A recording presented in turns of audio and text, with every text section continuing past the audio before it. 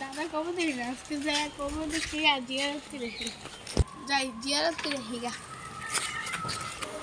যাই কবরস্থান পরিষ্কার করতে বসে কাজ আছে সিরিয়ালের প্রথম মনে হয় কবরস্থান নাই তাই পরিষ্কার করতে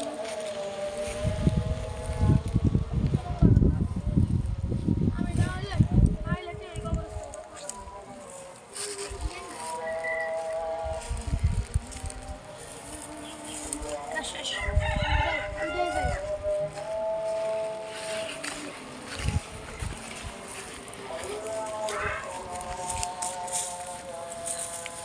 যাই সব শেষ লাস্টে একটা আছে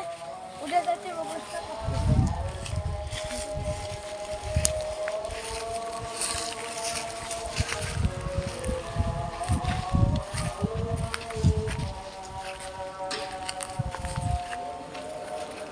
সবার ব্যাপার